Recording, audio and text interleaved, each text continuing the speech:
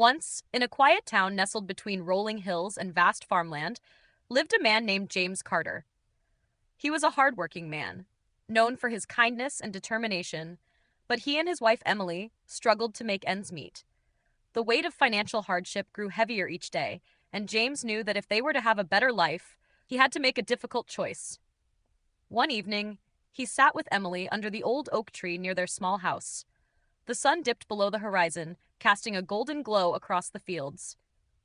He took her hands in his and said, "Emily, I love you more than anything in this world. But I can't sit here and watch us struggle.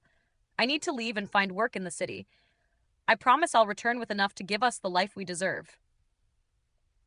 Emily's eyes filled with tears, but she nodded, understanding the sacrifice. "Just promise me you'll come back, James, no matter what." "I promise," he whispered, holding her close. The next morning, he packed his belongings and set out on his journey. The city was far, but hope carried him forward. After months of travel, James reached a bustling city filled with towering buildings and endless streets. Finding work was not easy, but eventually, he came across a grand library owned by an elderly scholar named Mr. Whitmore. The man saw potential in James and offered him a job helping maintain the library. Years passed, and under Mr. Whitmore's guidance, James not only earned a stable income, but also learned about philosophy, patience, and the wisdom of life. Though he was grateful, the longing for home never left his heart. One evening, as they sat in the dimly lit study, James finally spoke. "Sir, you have been like a mentor to me, but I must return home to my wife. It's time." Mr. Whitmore smiled knowingly. "I expected this day would come. Before you go, take these 3 pieces of advice. First, whenever you change your path in life, hardship will follow, but it is temporary. Second, listen more than you speak, for speaking too soon can lead to regret. Third, never act in anger, for once words are spoken, they can never be taken back." Then Mr. Whitmore handed James a small, wrapped package. "Take this, but do not open it until the moment you find true happiness." James nodded, filled with gratitude, and set off on his journey home. After days of traveling, James reached a fork in the road. A group of travelers sat nearby, resting. "Where are you headed?" one of them asked. "To Maplewood," James replied, referring to his hometown. "You should take the left road," another man suggested. "It's much shorter." James hesitated. Something in his gut felt off. He remembered Mr. Whitmore's advice. Changing paths often brings hardship. He glanced at the right road, the longer one, and made his decision. "I appreciate the advice, but I'll stick to this path." Hours later, as he walked along the long road, he heard distant screams. Peering through the trees, he saw the travelers being ambushed by bandits. His heart pounded. Had he taken their advice, he too would have been among the victims. Whispering a prayer of gratitude, he continued on. Days later, weary and hungry, James reached a small town. As he searched for food, he came across a large, well-kept house. A man in fine clothes stood outside watching him. "You look like a man in need of a meal," the man said with a smile. "Come in. I insist." James hesitated, but feeling exhausted, accepted the invitation. Inside, the house was grand, filled with expensive furniture and golden chandeliers.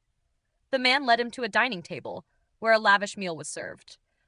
A steaming plate of meat sat before him, along with fresh bread and wine. James picked up his fork, but then paused. Something about the meat looked different, unfamiliar. His curiosity almost got the better of him, but then he recalled Mr. Whitmore's second piece of advice. Listen more than you speak. Setting his fork down, he forced a polite smile. "Thank you for your kindness, but I'm too exhausted to eat. Perhaps I'll just rest instead." The man chuckled, his smile turning cold. "Smart choice. Those who question my food never leave this house alive." A chill ran down James's spine, but he kept his composure. That night, while the man slept, James slipped out of the house and vanished into the night, grateful for his mentor's wisdom. Finally, after weeks of travel, James saw the familiar fields of Maplewood. His heart raced with excitement as he approached his home.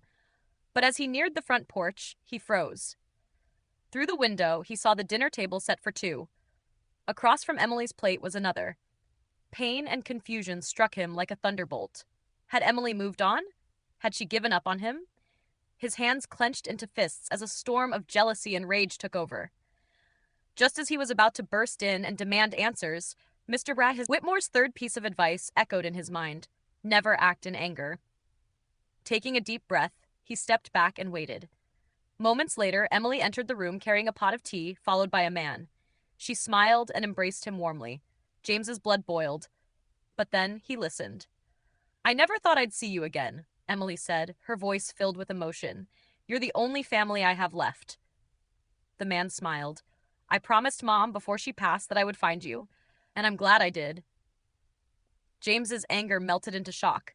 The man wasn't a lover, he was Emily's long-lost brother. She had spoken of him before, how they were separated as children. Tears filled James's eyes as he realized how close he had come to ruining everything.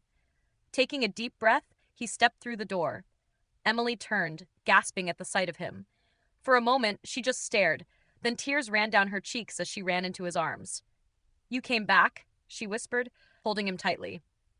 "I promised I would," he said, his voice thick with emotion. James then remembered the package Mr. Whitmore had given him. Taking it from his bag, he unwrapped it to reveal a simple loaf of bread. Confused, he looked at Emily. "He told me to open this when I found true happiness." Curious, he broke the bread in half, and to his astonishment, gold coins spilled onto the table. Emily gasped. "James, this is a fortune!" James laughed, shaking his head in disbelief. Mr. Whitmore had hidden the treasure inside, a reward for his patience and wisdom. At that moment, James understood. Happiness wasn't just about reaching home. It was about the choices he had made along the way. Every challenge, every hardship had led him back to this moment. Holding Emily close, he whispered, "We're home, and we have everything we need." She smiled, resting her head against his chest. "That's all I ever wanted." And for the first time in years, James knew he had truly found happiness.